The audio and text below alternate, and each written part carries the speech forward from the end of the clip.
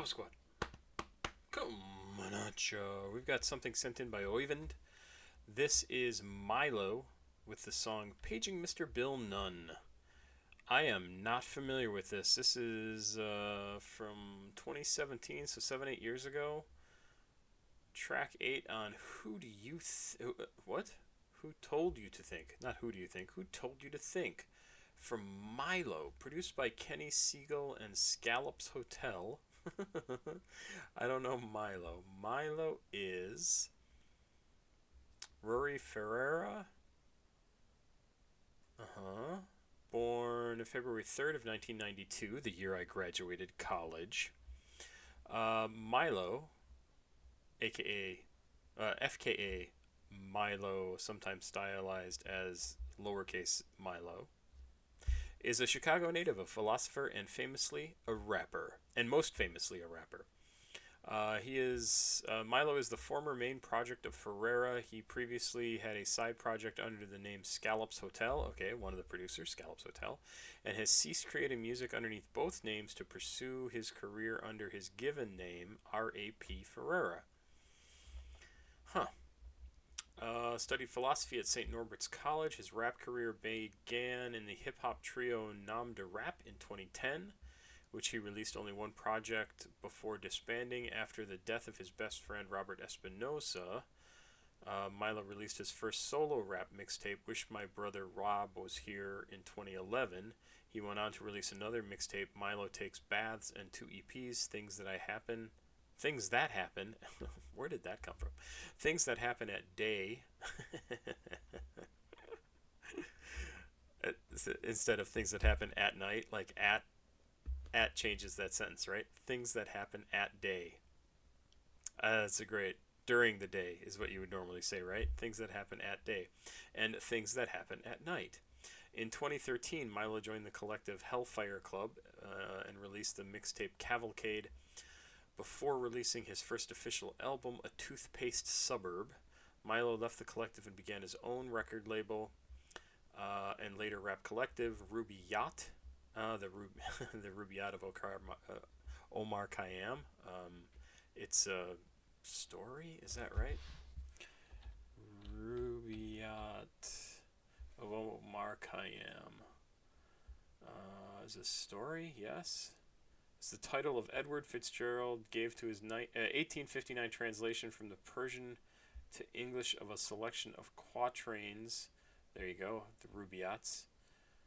So he called it a Rubaiyat. That's funny.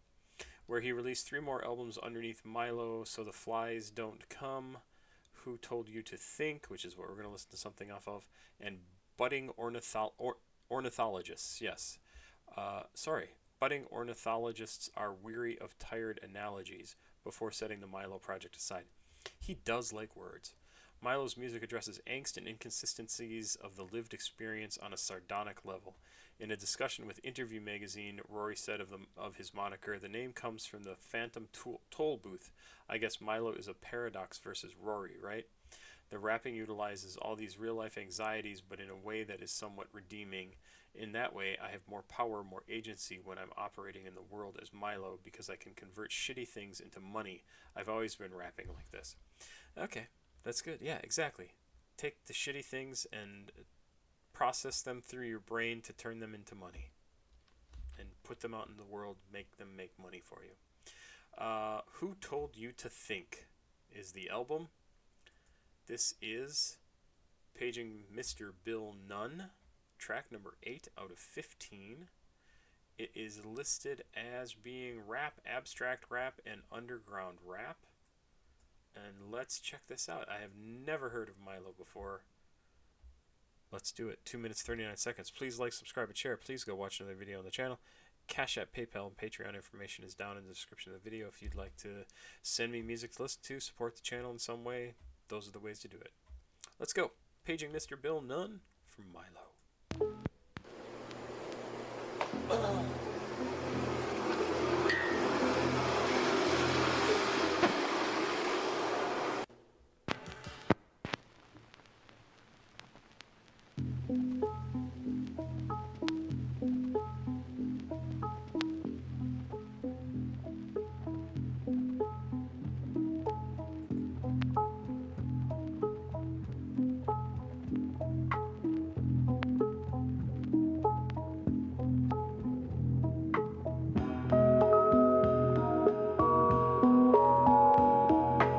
belly of a whale diorama like Jan Roderick's. A single day with 100 pockets, most understated mage. Flow monotone, how you sublimate the rage.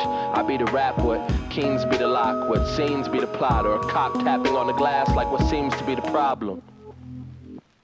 Great writing. They were convinced Sufism was expressed by hat choice. Auto-dictate my didact and map it to black noise. Said the target audience was mothers of blonde-headed black boys. We shouldn't be complimenting fence-building nihilists. Frankly, the frankincense isn't working. All I'm doing is working. Understand life is a chore list. What a blessing this boredom is. He don't know me very well, do he? Report the bridge for blow up. He don't know me very well, do he? Report the bridge for blow up. Had the sister styles and puts on hold up, hold up. Yeah, he don't know me very well, do he? He don't know me very well, do he? Who taught me of my enemies? Who is constantly debriefing me? Who taught me of my enemy? So I like the glitchy stuff that's added in here. It seems a little extraneous, but it does add something. What strikes me, he reminds me very much of David Diggs from Clipping. I don't know if that's a totally fair comparison. The writing is very good, very, very good. Like, actually would take analysis to really understand some of what he's saying here, because he mentions names that I absolutely recognize, but I don't know enough about them to talk about them. I be to rap what Keynes be to Locke.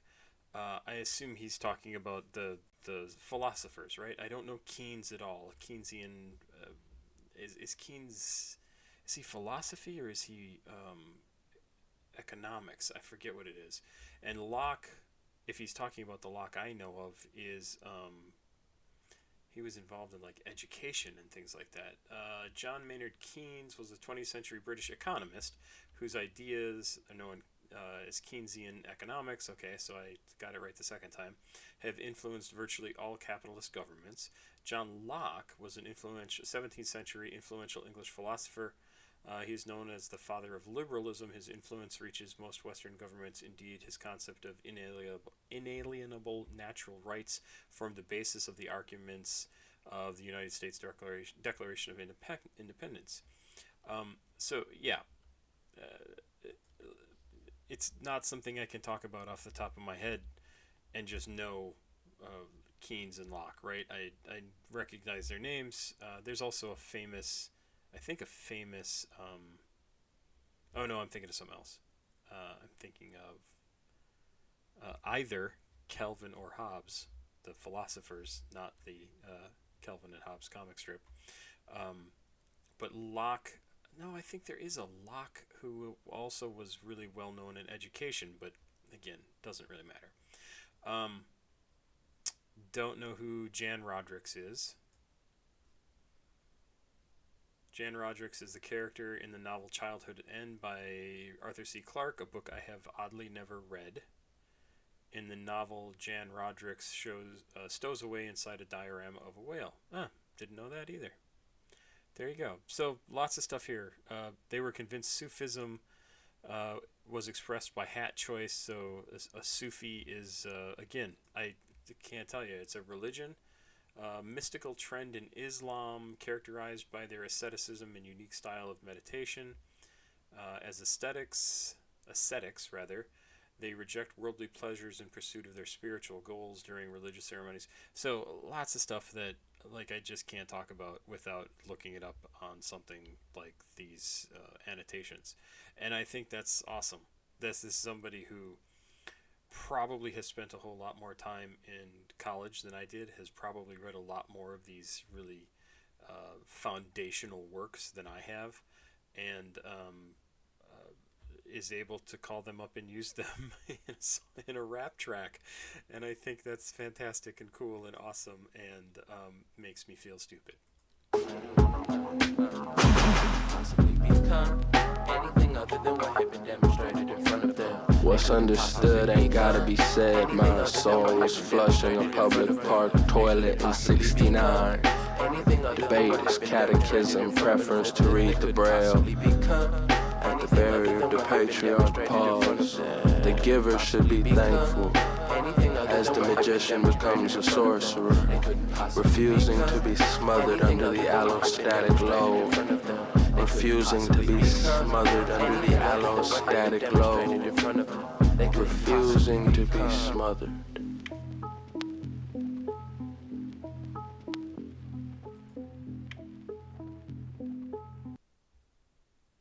Huh, interesting. I'm not sure if these guys are supposed to be doing like copiera or if they're just kind of dancing around having a good time. They're planting trees in this, I assume, public park.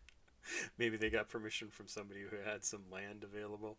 Um, it's funny to think about what they do in videos and like, are you supposed to be doing that? Like just digging a hole in this ground and planting a tree. It seems like a very normal thing to do. You probably can't do that in a public park. I don't know who Mr. Bill Nunn is. Paging Mr. Bill Nunn. No clue. So much about this, I just have no idea. But I think it sounds cool. I think it's well written. I think it's very intelligent. I learned a word. Allostatic is pretty cool. Allostatic load is the wear and tear that comes as a result of chronic stress. And I assume that's for anything, right? Like we're all headed towards an overload of allostatic load at some point as the universe crashes into what's it called when everything breaks down. I can't think of it right now. Stupid. Great stuff. Just super cool. Not a song I'm going to casually listen to, but I would definitely listen to more stuff from Milo. It just seems like a cool project. Very cool. Thank you to Oyvind for sending this in. Really appreciate it. I know there's other stuff that you sent me as well. I will be getting to that soon too. Thank you so much. Papa Squat. Check it out. Please like, subscribe, and share. Please go watch another video on the channel. CashApp, PayPal, Patreon. Down below in the description of the video if you want to, support me in some way. So let's find out Mr. Bill Nunn. I was going to do this a minute ago. Bill Nunn.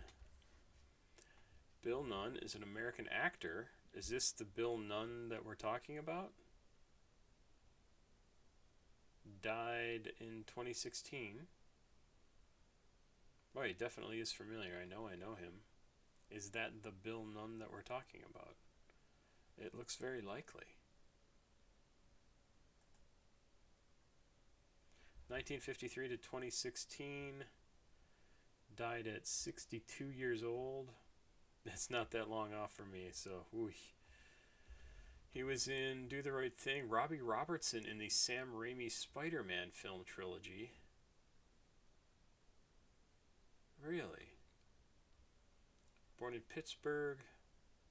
I have no idea if this is what they're talking about. Huh, he had leukemia. I also want to look up this Locke name. Locke Education. John Locke, that's what I was thinking of. Some thoughts concerning education from John Locke. Yeah, but this is probably the same guy. From the 17th century, 1693. This book was published. I think I read this or read some of it when I was in college. A treatise on the education of gentlemen, written by the English philosopher John Locke. Okay, it is the same Locke. Okay.